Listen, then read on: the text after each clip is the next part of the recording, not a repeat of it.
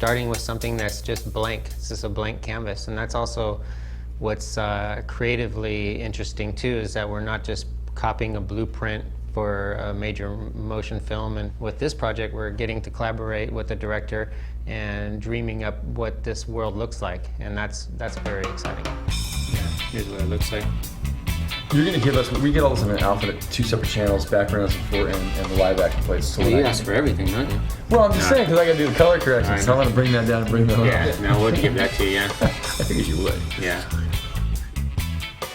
We're used to doing the wide vista shots, and certainly we're doing that in this project too. But then with the close-ups, the cameras are moving to follow the action, and we're just tracking in and putting them a little out of focus. And so, in this shot, for example, all you're paying attention to is what the fight is all about and what that story is.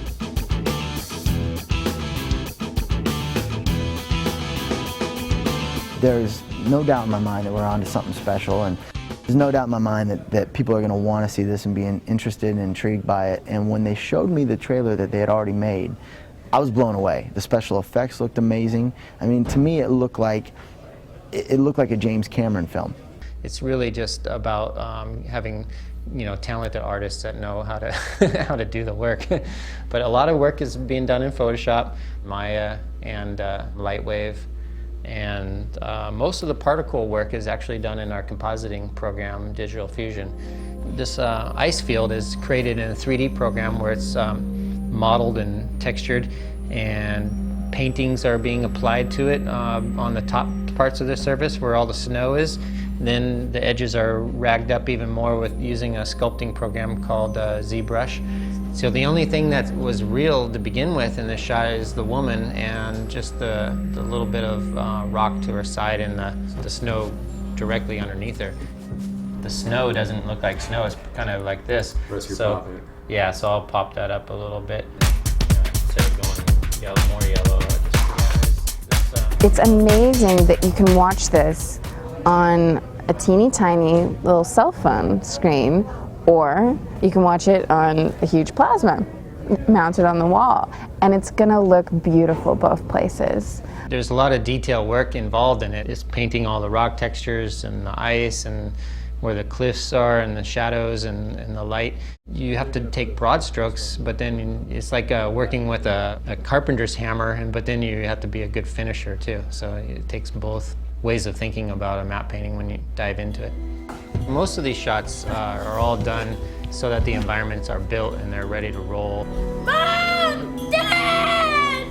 This actually takes a bit of acting, a bit of make-believe, kind of throwing away everything staring at a big screen and then really trying to visualize what it is you're seeing. Let it go slow, let it sink in, and then it gives them more time to register what they're looking at. And now, what is that thing above them that looks terrifying? And is that a creature? What is it?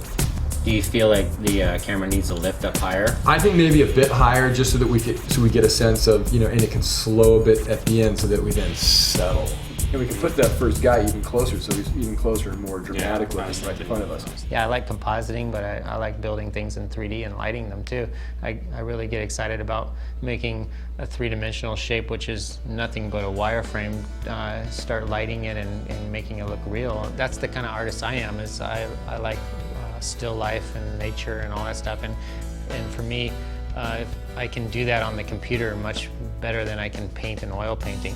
And that's another cool thing about computers, is you can turn it into a moving shot and you can give the trees some life, and you can't do that on a painting, so that's really interesting. But when you do that at a convincing level, and if it's appreciated by the world in a movie and you throw that in there and they can't tell that you did it as a piece of art and you're passing off art as real, and that's pretty awesome. I think we developed something that's gonna please the audiences and is gonna support the story for this series and further series into the future.